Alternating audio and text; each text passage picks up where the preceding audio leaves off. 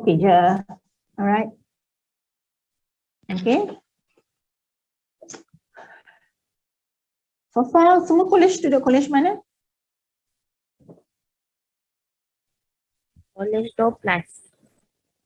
Semua. Ayo. College ni dia ikut course ke? Course. Tapi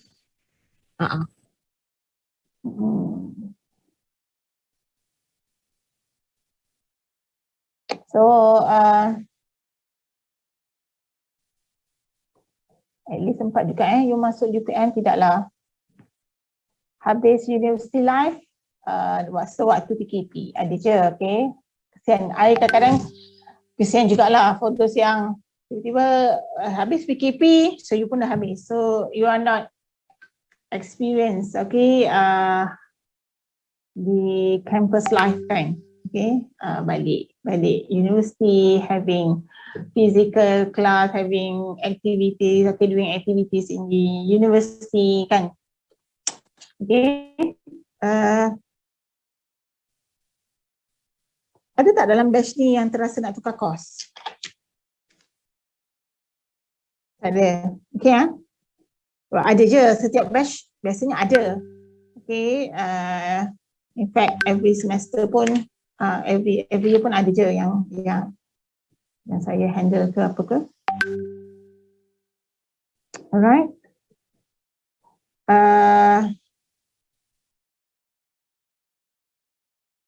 I'm UPM alumni. Saya adalah alumni UPM from this faculty and from this course. Okay, I'm graduated from Bachelor Science of Biochemistry. So saya sama je macam you all. Okay, if you have any problem, okay, related to the subject, okay, related to the campus life, ada problem here and there, you can come and see me. Okay, you can discuss it with me. Sama je, but saya register masuk UPM sebagai student microbiology. Okay, I've been offered as to study microbiology, but I tukar majoring to biochemistry during my second year. Okay, at that time I realized that I love biochemistry more than microbiology, because waktu first year kan kita kena ambil microbe, kita kena ambil biomolekul kan. So bila belajar biomolekul, so that saya interest, so very much interest to biochemistry. I love pathways, I love all kind of reactions. So saya usaha untuk tukar majoring. Okay, second year, and saya graduate agak lambat lah, because I already missed core subject that I have to take. Okay, core subject dalam biochemistry. So saya graduated one semester late. Okay, but it's okay as long as I love what I do, kan.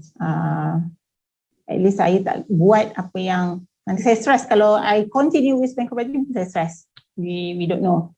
So at that time, microbiology and biochemistry is two courses in one department. Macam sekarang you have different department kan. At that time, these two courses dalam satu department, so tak remeh sangat lah. We just change our majoring from biomicrobiology to biochemistry.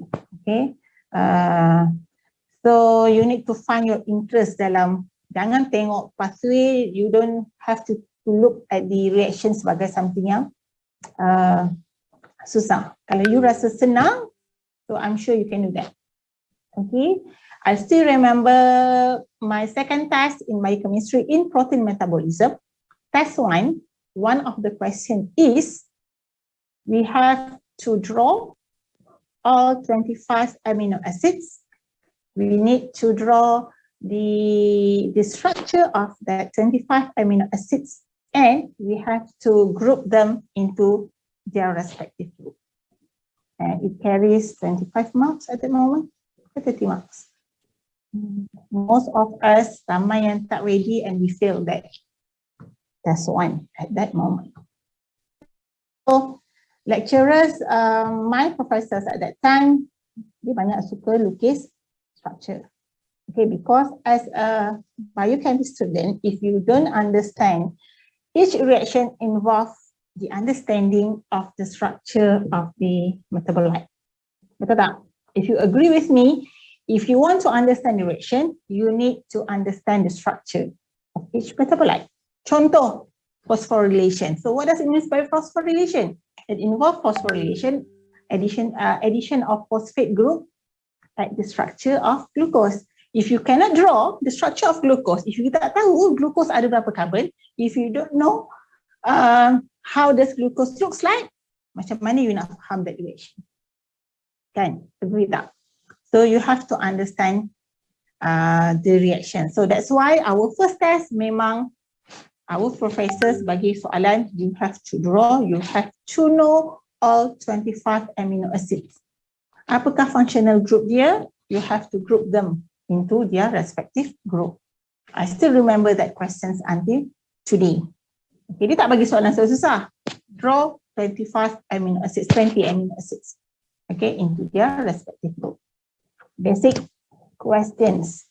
So now I realize the importance of it. I realize the importance of knowing the structure as a biochemist student. Namakan biochemistry. If you understand the term biochemistry, when we talk about chemistry, it's about reaction, it's about chemical structure. If you understand the structure of that molecule, of that metabolite, you can understand the reaction. That's it. Simple as that. You tak guna hafal all the pathway kalau you tak faham. So what does it mean by phosphorylation? Phosphorylation berlaku dekat mana? Carbon mana ke carbon mana? Okay, so what happened to the bond that connect between the two carbons? Okay, is it from double bond to single bond? So you have to understand that. Okay, ada soalan? You have any tips? Yes, Tandira. Dapat Doktor jawab soalan dan dulu pun boleh. Okay, what topic will be covered in test 2? I will inform you about the topic that will be covered in test 2 next week. Okay, so I need to confirm with Dr Adeela, okay, about her topic that not covered yet in test 1. So saya akan combine dengan my topics. Okay, so I will inform you about that later, next week probably. Do you have any tips or acronyms that can help us to memorize better? Okay.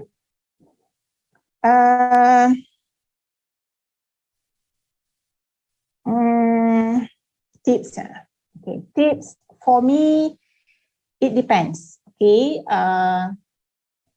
My way, sebab saya pun student biochem dulu kan, so I can share how my study tips. Okay, from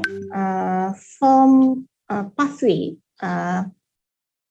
I make sure I able to write the pathway from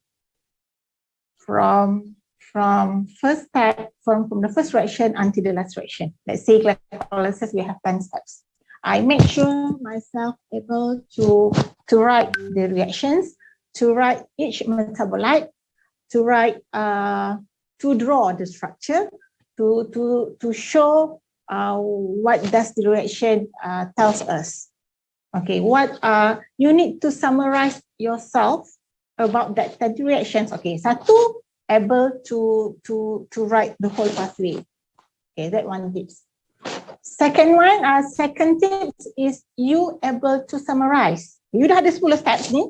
Okay, you dah ada that 10 metabolites, you have that 10 reactions. Okay, you have that 10 enzymes. Now you should be able to summarize the key important points in that 10 reactions. Okay, then glycolysis. What are the important steps? Satu, kat mana ATP? Okay, which step that gain ATP? Which step that lose ATP? Okay, which step involve phosphorylation? Which step that release ATP? How do you summarize that? You summarize. It has two different.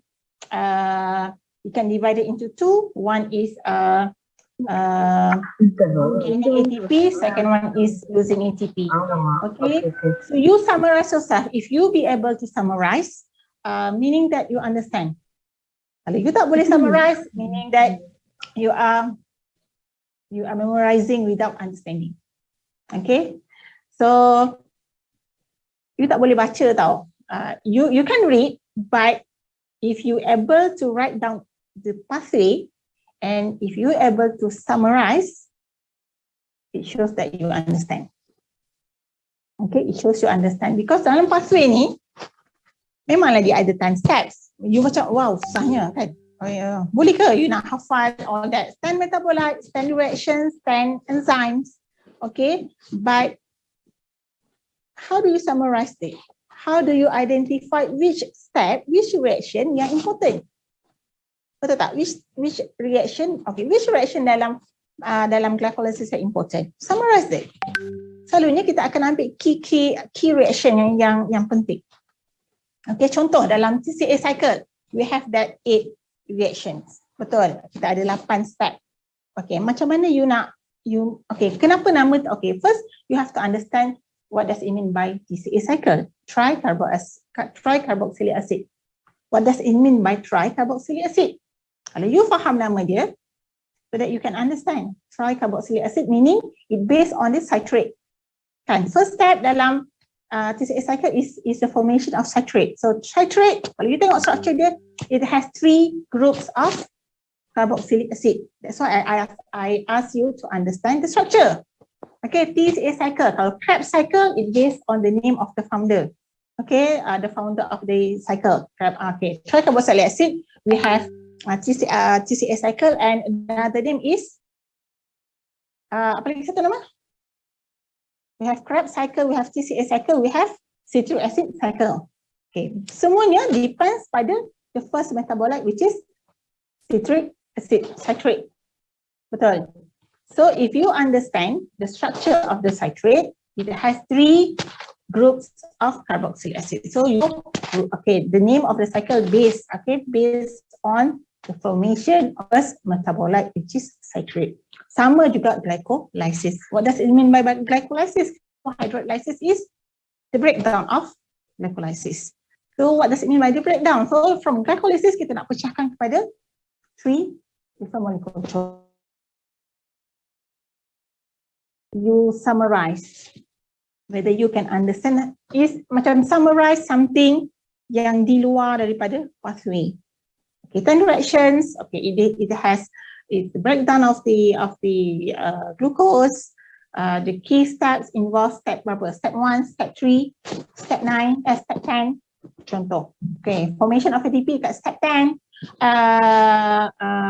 Using ATP at step 1 and step 3. For example, summarize. So when you're able to summarize, when you're able to draw the pathway, it shows your understanding about the topic. Tak susah. Jangan you hafal buta-buta all that 10 reactions. Okay. Alright, so okay. How many practicals do we have in total? Dengan Dr. Dina, berapa practical you buat? 2. Okay, so now week berapa? Week 9. Secara generalnya now baru week 8. 8, 9, 10, 11. Okay, at least we need to conduct 2 practical session. But if we still have time, tak ada cuti ke tak ada apa, maybe we can have 3. Okay, but at least we need to conduct 2 practical session. Okay, at the moment in planning. Okay, but kalau time permitted, maybe we can have another topic. Okay, for practical session. Okay, ada apa-apa soalan? Okay, just interactive session. sebelum kita jumpa next week, I hope I can meet every one of you next Monday, 9 o'clock. Okay. Okay, we can have a discussion on the subject. Okay. You all study macam mana? Based on lecture notes ke? Based on lecture note. Okay, so what else? Selain daripada lecture notes, apa yang you buat? Tengok YouTube. YouTube, okay. Okay lah. At least you have that alternative kan. You boleh guna Google, you boleh guna YouTube, you boleh guna, you boleh based on lecture notes. Okay. But one thing that I would like to remind, because banyak, there are many versions, okay, of explanations about metabolism. Okay, please use lecture notes as a guidance. Okay, as a guidance, because lecture notes normally referring to textbook. Okay, macam saya maybe all macam cara lama lah. Okay, because during my time we don't have this internet. Memang tak ada, belum lagi. Okay, kita tak ada internet. Kita handphone pun masih handphone yang guna yang boleh main snake ladder tu kan. Belum smartphone lagi. During my time waktu universiti belum. So memang I am depending on textbook. Okay. Memang saya beli textbook. Okay. Saya beli textbook one key textbook. And kalau saya tak faham, if I don't understand, okay, about certain topics, I will go to the library. Okay, I will borrow different author for the textbooks. Okay, because I believe different author will give you different view of explanation. Okay, certain author mungkin you boleh faham explanation, certain author maybe. Okay, so waktu we all memang kita orang tak ada, belum ada this PowerPoint, belum ada. Okay, tahun bila? Early 2000. Okay, belum ada. 2000, 1999 macam tu. Point biasanya lecturer akan guna OHP, so that OHP kita akan hantar photostat, kita akan beli notes, okay, yang fotokopi. Itu je yang we all ada. So memang saya depends pada textbook. Then I will borrow different author of textbook, but I have my favorite author lah untuk textbook. Yang bagi saya explanation dia quite simple, straightforward, easy to understand. Okay, but certain topic kalau I rasa tak cukup, okay, I will go to the library, touch on biochem, but different author.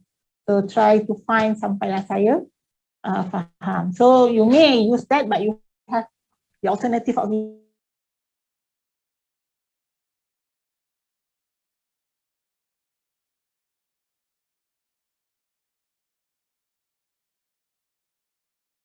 explanation. Nanti dia lead to kadang-kadang dia guna different term, okay, different explanation, so that takut understanding. Okay, so I hope you understand that. Okay, try to, if you have any problem, you can contact me.